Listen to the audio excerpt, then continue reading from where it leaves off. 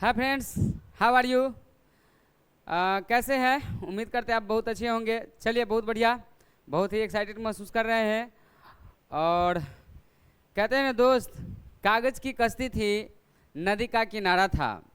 कागज़ की कश्ती थी, नदी का किनारा था, खेलने की मस्ती थी, दिल ये आवारा था। कहाँ से आ गए समझदारी के दलदल में, काश नादान वो बचपन ही कितना प्यारा था, वो बचपन ही कितना प्यारा था। है कि नहीं? बहुत बहुत बढ़िया, बहुत बढ़िया। आप मेरे साथ बने रहे दोस्तों। आज मुरली सर क्लास 11th का नए टॉपिक लेकर के चले हैं, एकदम बेहतरीन तरीका से, बेहतरीन शेड्यूल से। आप घबराए नहीं, आपका टाइम का बिल्कुल बचत होगा। बहुत सारे बच्चे बता रहे थे कि सर थोड़ा सा टाइम ज़्यादा लगता है, तो भाई साहब आप अपने वीडियो को क्या करेंगे, उसको स्पीड मोड में डाल देंगे, क्योंकि प्रैक्टिस करते समय क्या करेंगे, उसको स्पीड मोड में डालेंगे ना, तो आपको लो मोशन से स्लो मोशन से लो मोशन या आप एक्साइटेड मोशन में आ जाएगा। तो अब घबराए नहीं, मेरे साथ बने रहे।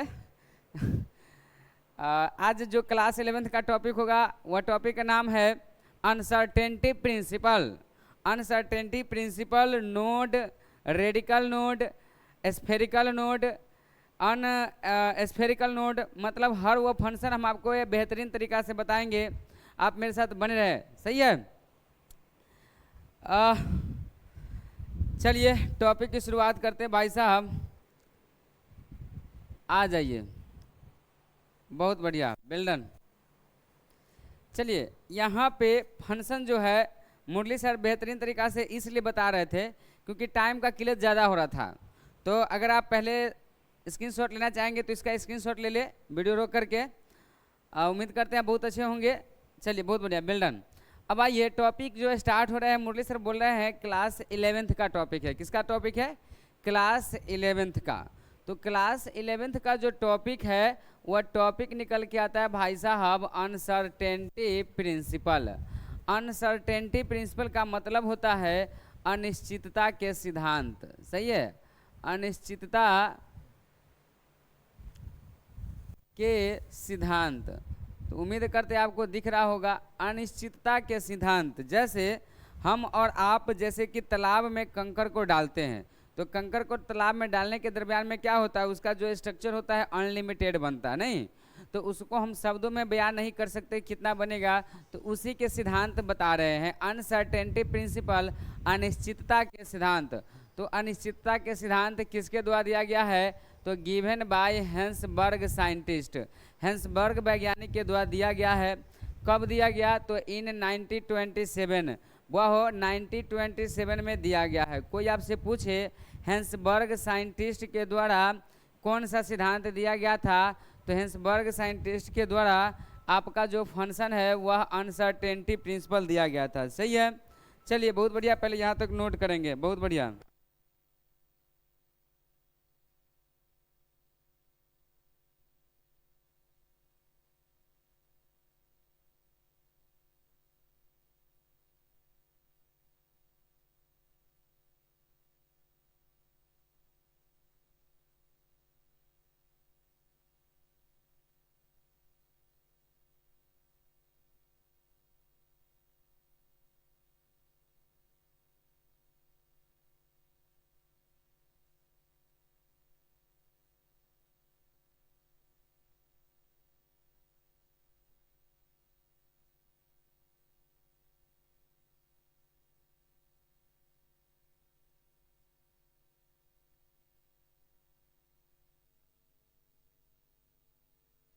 हाँ जी, यहाँ तक समझ में आ गया।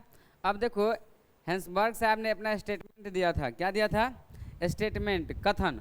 तो कथन क्या है, देखिए, व्हेन, जब, ए माइक्रो बॉडी, जब कोई सूक्ष्म कण, मूव्स ऑन सर्कुलर पाथ, एक वृत्ताकार रास्ता पर घूम रहा हो, देन, तब, इट्स मोमेंटम एंड पोजीशन, उसका संवेग और स्थिति कैन नॉट बी कैलकुलेटेड, हम इकट्ठा नहीं कर सकते हैं। अगर कोई मूविंग मास ऑफ बॉडी किसी पार्टिकल पे मूव कर रहा हो, तो उस समय उस बॉडी को हम क्या करेंगे, उसकी अनिश्चितता के सिद्धांत को इकट्ठा नहीं कर सकते हैं। क्लियर है?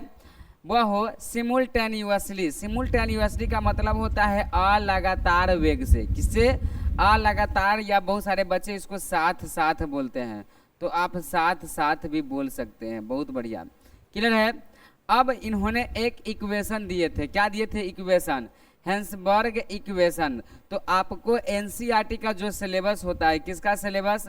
एनसीईआरटी, एनसीईआरटी का जो सिलेबस है उस सिलेबस में आपका जो फंक्शन है delta x into delta P वह हो इक्वल और बराबर एच बटा 4 पाई के, किसके है? एच बटा 4 पाई के ये इक्वल होता है। तो कहेंगे मुरली सर जो फंक्शन आप दिखा रहे हैं वो फंक्शन किस मोड में हमको दिखाई देता है? तो हम कहे भाई साहब घबराओ नहीं, हम उसकी एक अनिश्चितता के सिद्धांत के तहत हम आपका एक फंक्शन बता रहे हैं। देखो मेरे साथ बने रहो, पहले तो एक पेज को ऐड कर लो, उसके बाद हम आपको बताते हैं। थोड़ा सा 1 मिनट टेक्निकल इश्यू है।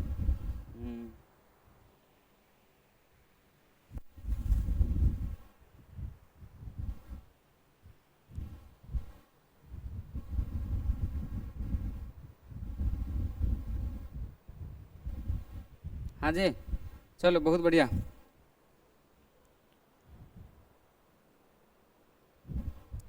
क्लियर है? आ जाइए, बने रहिए मेरे साथ। कहेंगे क्या अनसर्टेनिटी प्रिंसिपल का कुछ वैल्यू होता है, वैल्यू आत्मक मान होता है। इसको थोड़ा सा देख लो भाई साहब। जैसे ये बोर्ड को आप तालाब मान लो, तालाब मान लिया। अब इस बोर्ड को तालाब माने हैं तो कुछ हलचल क्रिएट होगा। क्या होगा? हलचल। देखो हलचल क्या क्रिएट होता है, जैसे कंकर को डालेंगे इस तालाब में, कंकर को डालेंगे तो इस प्रकार का स्ट्रक्चर क्रिएट होता है। तो यह एगो दूगो होता है कि अनंत होता है? तो भाई साहब ये अनंत होता है। क्या होता है? अनंत। क्लियर है? घबराया नहीं मुन्ना। अब हम बोले हैं ये अनंत का जो फंक्शन है ये देख रहे होंगे, तो इसका जो अनसर्टेनिटी प्रिंसिपल है मूविंग मास ऑफ बॉडी है। क्या है? Moving mass of body, moving mass of body, moving mass of body है। मतलब इसका जो घूमने वाला इलेक्ट्रॉन का जो फंक्शन होता है कैन नॉट बी एक्यूमुलेटेड, इकट्ठा नहीं कर सकते हैं सिमुल्टेनियसली, लगातार वेग से। सही है? इसी फंक्शन को अनसर्टेनिटी का प्रिंसिपल सिद्धांत कहते हैं। लेकिन आपको बता दे भाई साहब, ये जो मूविंग कर रहा है इलेक्ट्रॉन है वो अनसर्टेनिटी प्रिंसिपल है। क्या है? अनसर्टेनिटी प्रिंसिपल है। तो ये एनसीईआरटी का बुक के फंक्शन हम आपको बता दिए हैं। मुरली सर आज अपना बुक का फंक्शन बता रहे हैं, जो कि यहाँ पे अपना प्रैक्टिकल बुक स्टोर किए हैं। देखो ध्यान से भाई साहब, हम फॉर न्यूमेरिकल की बारी आ गई। किसकी बारी आ गई? फॉर न्यूमेरिकल की। तो फॉर न्यूमेरिकल के हिसाब से देखा जाए तो पहले इसको मैं स्क्रीनशॉट ले लो सब आदमी, बहुत बढ़िया लो।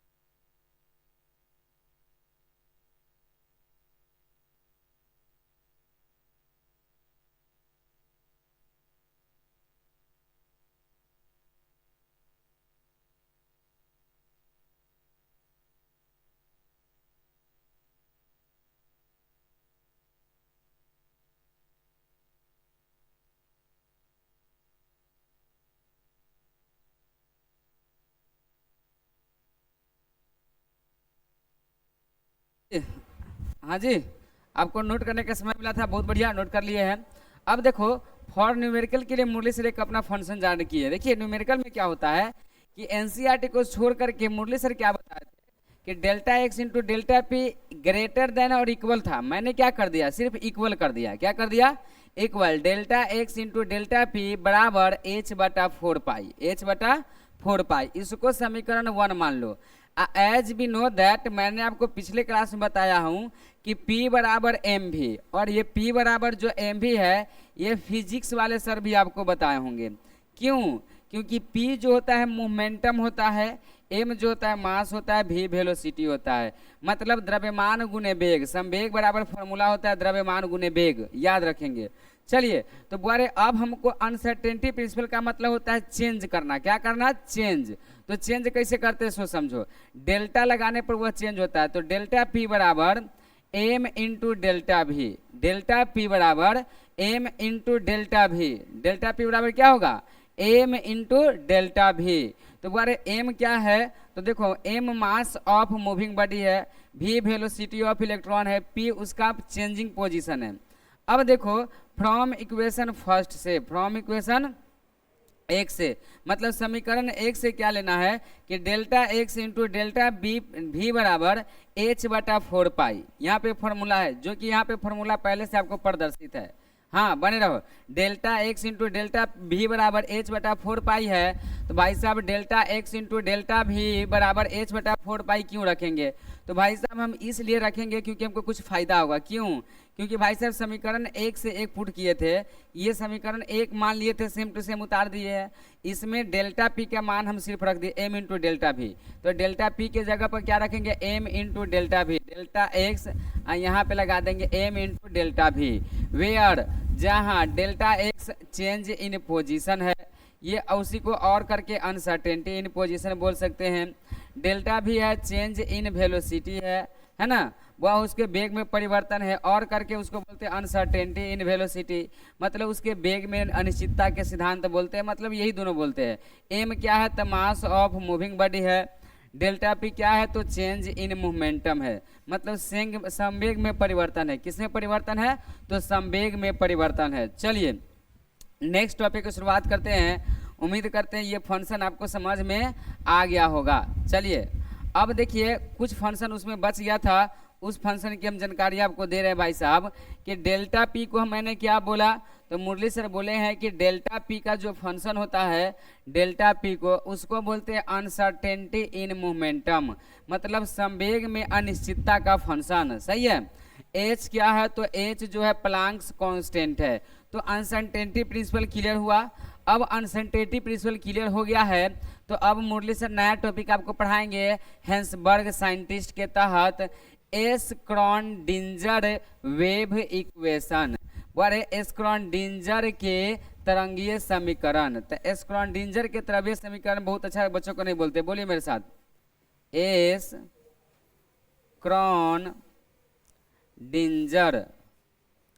एस्क्रॉडिंजर, एस्क्रॉडिंजर वेव इक्वेशन, एस्क्रॉडिंजर के तरंगीय समीकरण।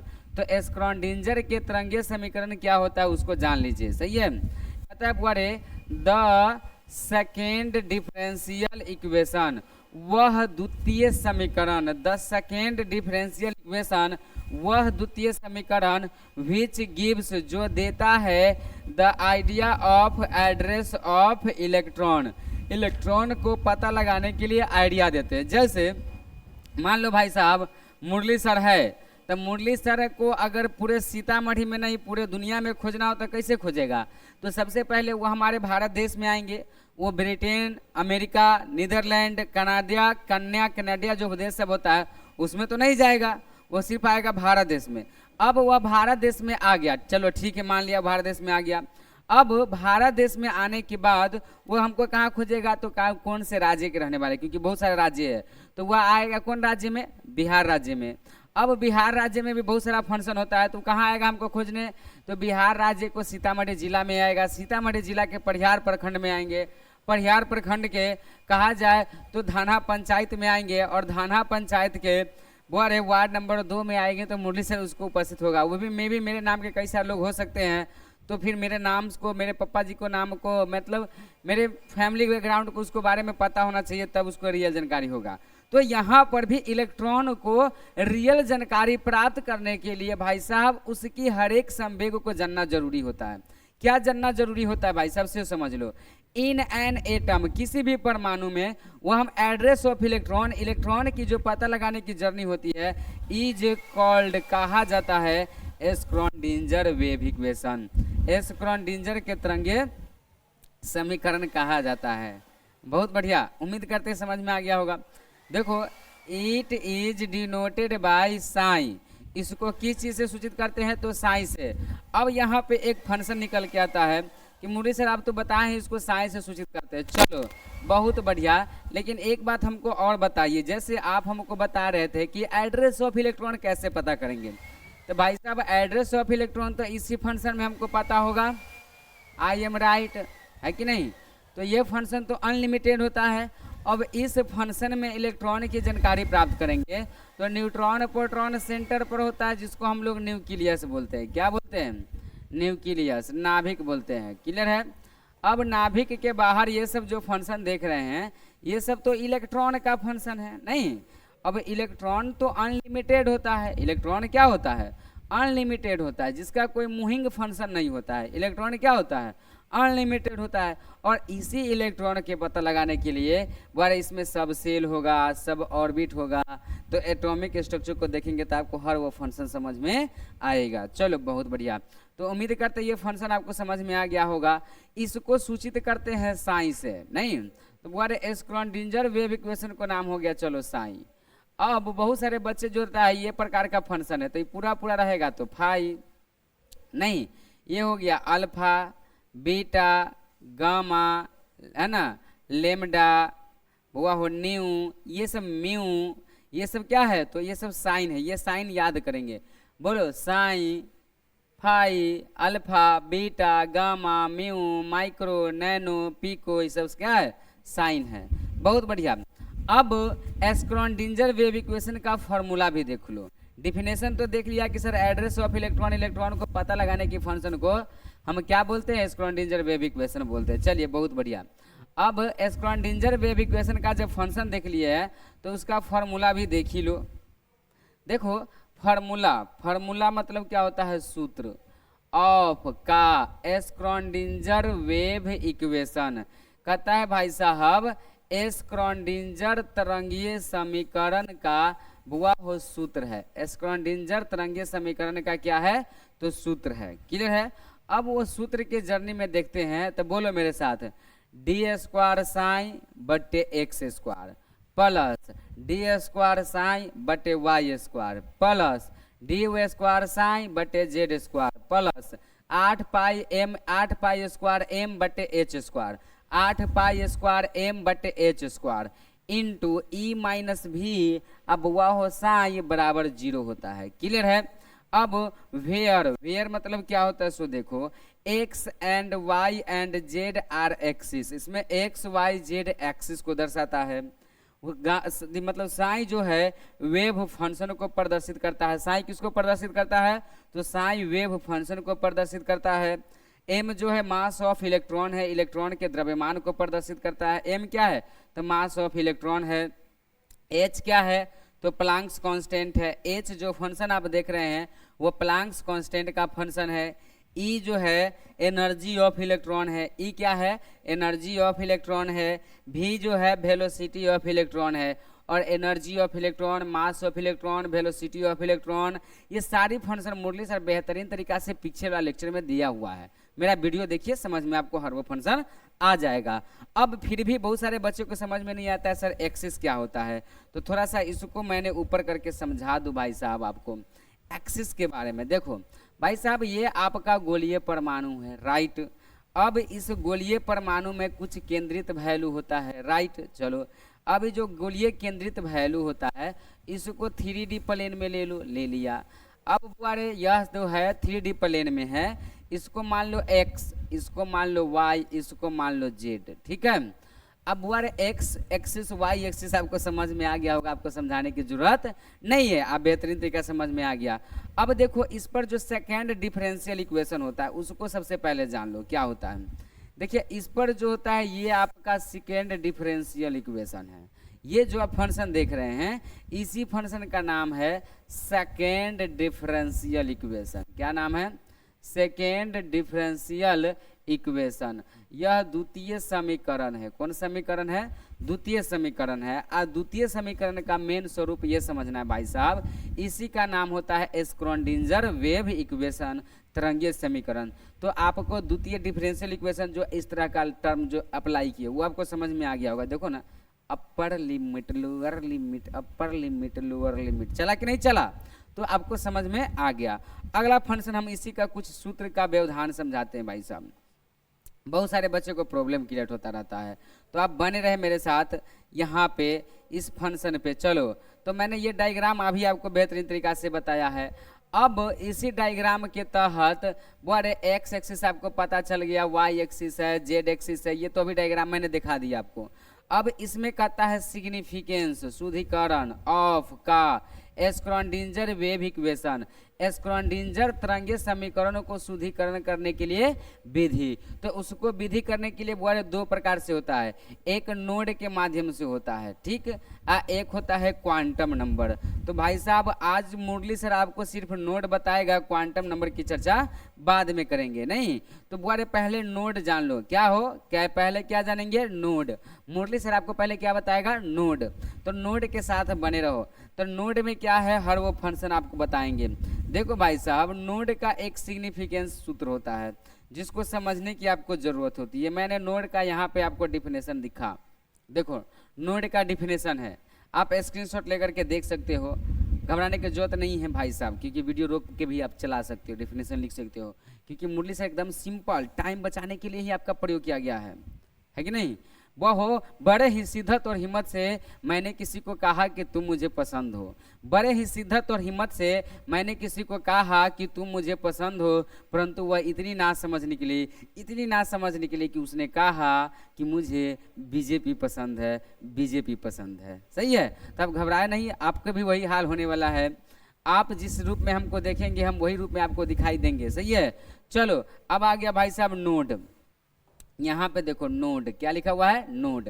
तो बोलो, the space in an atom, कहता है किसी परमाणु में वह खाली स्थान, किसी परमाणु में वह खाली स्थान। जैसे भाई साहब ये आपका परमाणु मैंने दे दिया, ठीक है, और इस परमाणु है, ये पूरा का नाम मैंने रख दिया एटम। क्या नाम रख दिया, एटम। चलिए अब कहता है किसी परमाणु में, the space in an atom.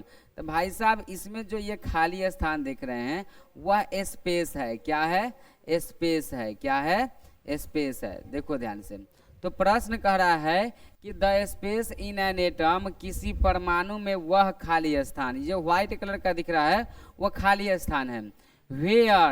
Where जहाँ the probability of finding of electron, electron पाया जाने की संभावना हो। क्या हो, इलेक्ट्रॉन पाया जाने की संभावना हो। ये सब जो सारा फंक्शन आप देख रहे हैं तो ये इलेक्ट्रॉन पाए जाने की संभावना हो। इलेक्ट्रॉन नहीं है, मतलब प्रोबेबिलिटी ऑफ इलेक्ट्रॉन, इसको हम क्या बोल सकते हैं, प्रोबेबिलिटी ऑफ इलेक्ट्रॉन, मतलब इलेक्ट्रॉन पाए जाने की क्या है, संभावना है। क्या है, संभावना है। कहता है the space in an atom, कहता है किसी परमाणु में वह खाली स्थान, वह वेयर जहाँ the probability of finding of electron, electron पाया जाने की प्रोबेबिलिटी हो, संभावना हो, उसी को क्या कहते हैं भाई साहब, तब वह हो इज कॉल्ड, इज मिनिमम कम से कम और जीरो, इज कॉल्ड क्या कहलाएगा, नोड। जैसे भाई साहब पंखा को देखे होइएगा, छत फैन को, तो उसमें 3 गो लेयर होता है, 3 गो पार्ट होता है। अब 3 गो पार्ट में क्या होता है भाई साहब, गौर से देखेंगे,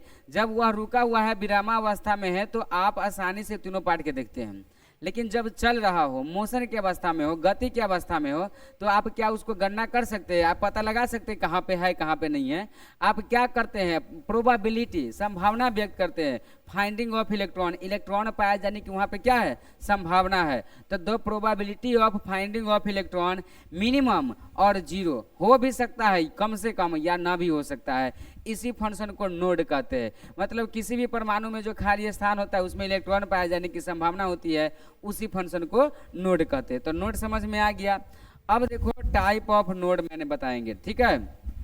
यहाँ पे देखो, यहाँ पे आपका लिखा हुआ है टाइप ऑफ नोड, बने रहो भाई साहब। यहाँ पे क्या लिखा हुआ है, type of node, type of node, node के प्रकार, नोड के प्रकार। तो बारे नोड के कितने प्रकार होते हैं, तो there are 2 type of node. बारे नोड का कितने प्रकार होते हैं, तो नोड का प्रकार बारे नोड का 2 प्रकार होता है, एक स्फेरिकल नोड होता है और एक नॉन स्फेरिकल नोड होता है। एक स्फेरिकल नोड होता है, एक नॉन स्फेरिकल नोड होता है। स्फेरिकल नोड का मतलब होता है गोलीय नोड, जो पूरा पूरा गोल रहेगा, पूरा पूरा गोल रहेगा, स्फेरिकल नोड। और जो पूरा पूरा गोल नहीं रहेगा उसको नॉन स्फेरिकल नोड कहते हैं। अब देखो एक रेडिकल नोड है, कौन नोड है? स्फेरिकल नोड के दूसरा नाम रेडिकल नोड है, तो बुआरे नॉन स्फेरिकल नोड के नाम दूसरा नाम एंगुलर नोड है। अभी दोनों का हम स्ट्रक्चर दिखा देते, थोड़ा सा संभल के देख लो। दोनों का अगर यदि आप स्ट्रक्चर देखते हैं तो हम पहले स्फेरिकल नोड के स्ट्रक्चर दिखा देते हैं आपको। तो स्फेरिकल नोड के स्ट्रक्चर क्या होता है? ये टर्म दिया हुआ है और ये गोलीय परमाणु का है, तो हम इसको बोल सकते हैं स्फेरिकल नोड। कौन नोड बोलेंगे? Spherical node. या इसी को और करके बोलेंगे बुआरे radical node, radical node, radical node. सही है। चलो अब इसी टर्म में बुआरे इसी का फंक्शन चेंज हो जाएगा। जैसे नॉन स्फेरिकल नोड का स्ट्रक्चर कैसा होता है? तो इसका स्ट्रक्चर इलिप्टिकल होता है। क्या होता है? इलिप्टिकल। एरियल सरफ देखे हुए भाई साहब? एरियल सरफ के आकार के होता है। किसका होता है भाई साहब? तो एरियल सरफ के आकार के। नहीं, तो ये हो गया आपका नॉन स्फेरिकल नोड। कौन हो गया? Non spherical node, non spherical node है। सही है। या और करके बोलेंगे बुआरे एंगुलर नोड। कौन नोड बोलेंगे? एंगुलर नोड, एंगुलर नोड बोलेंगे। सही है, बहुत बढ़िया। तो ये हो गया आपका स्फेरिकल नोड, तो ये हो गया आपका non spherical node, angular node. तो बुआरे इसमें बुआरे इलेक्ट्रॉन पाया जाने की क्या हो? संभावना हो। इलेक्ट्रॉन पाया जाने की क्या हो? संभावना हो। जैसे गौर से देखेंगे तो ये सब क्या है? इलेक्ट्रॉन है। ये सब क्या है? तो इसमें इलेक्ट्रॉन पाए जाने की संभावना होती है। ये सारा फंक्शन को मैंने क्या बोला? तो ये सारा फंक्शन को मैंने हुआ हो एंगुलर नोड बोला। तो स्फेरिकल नोड, एंगुलर नोड समझ में आ गया होगा आपको। उम्मीद करते हैं भाई साहब ये जो फंक्शन आप देख रहे हैं ये एरियल सरफ में भी देखने को मिलेगा। बहुत सारे बच्चे इसको नाम रख देता है इलिप्टिकल। क्या नाम रख देता है? इलिप्टिकल। तो इलिप्टिकल का मतलब होता है अंडाकार। क्या होता है? अंडाकार। तो इसको हम अंडाकार शेप का भी बोल सकते हैं। बहुत बढ़िया। अब देखो आगे की फंक्शन मैंने स्टार्ट कर रहा हूं, देखो ध्यान से। अब यहाँ पे फॉर्मूला निकल के आता है। क्या निकल के आता है? Formula. Formula of radical node, मतलब रेडिकल नोड का सूत्र, रेडिकल नोड का सूत्र। तो रेडिकल नोड का सूत्र होता है n minus L minus 1। Angular node का सूत्र होता है बुआरे सीधे एल, जहाँ n क्या है? ऑर्बिट नंबर है, कक्षा की संख्या है। l क्या है? तो एजीमुथल क्वांटम नंबर है, एजीमुथल क्वांटम नंबर है। अब देखो टोटल नंबर ऑफ नोड निकालेगा, मतलब रेडिकल नोड तो आपको पता चल गया, एंगुलर नोड भी आपको पता है। रेडिकल नोड, एंगुलर नोड दोनों पता है। अगर आपको दोनों पता है तो भाई साहब हमको टोटल नंबर ऑफ नोड करा निकालने के लिए, तो टोटल नंबर ऑफ नोड बराबर होता है radical node plus angular node. तो बुआरे रेडिकल नोड का क्या फार्मूला होता है?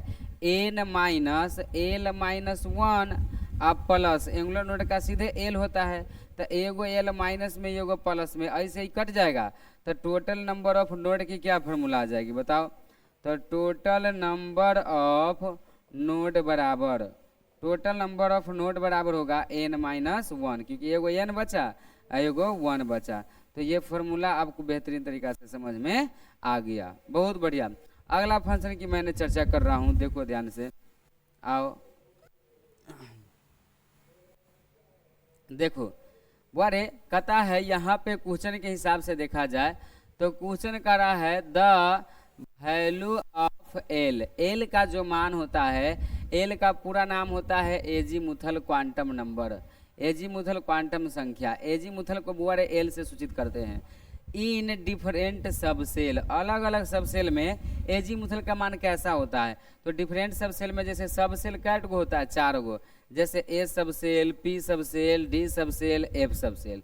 तो सबसेल 4 गो है। अब इस सबसेल में एल के मान की चर्चा करते हैं। तो बुआरे एल में, इस सबसेल में एल का मान 0 होता है, इसमें 1, डी में 2, एफ में 3, 0 1 2 3। पापा जी का नाम भूल जाना, इसको नहीं भूलना है।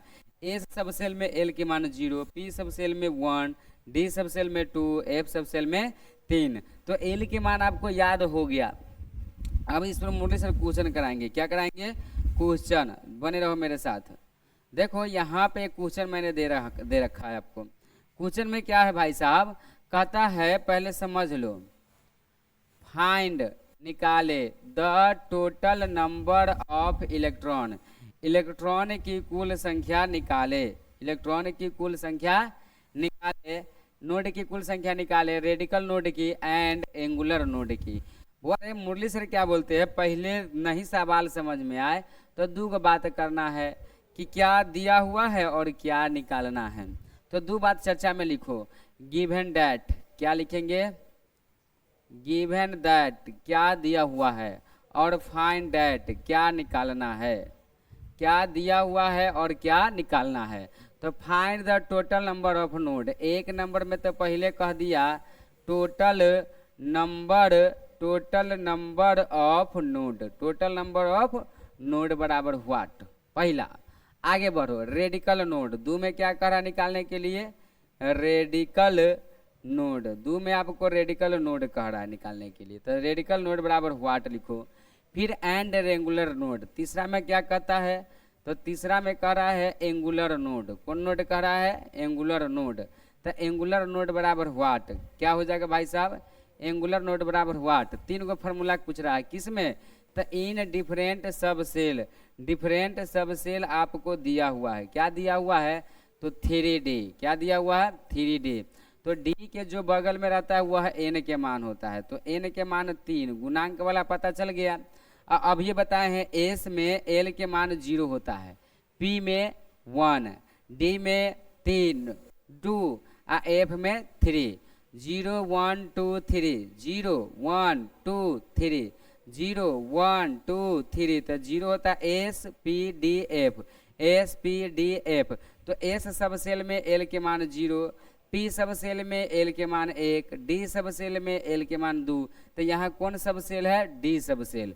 तो डी सब सेल में एल के मान कितना पता चल गया, 2, नहीं 2 हो गया, बहुत बढ़िया। चलो अब आपको एन के मान पता है, तो एक नंबर सवाल में क्या कहता है, टोटल नंबर ऑफ नोड। तो बोले टोटल नंबर ऑफ नोड की बारी आएगी, तो एक फॉर्मूला क्या होता है, n माइनस 1, तो n माइनस 1 होता है, तो n के मान कितना है 3 और माइनस 1 के 1, तो 3 में से जाएगा तो 2, टोटल नंबर ऑफ नोड निकल गया 2 आसानी से।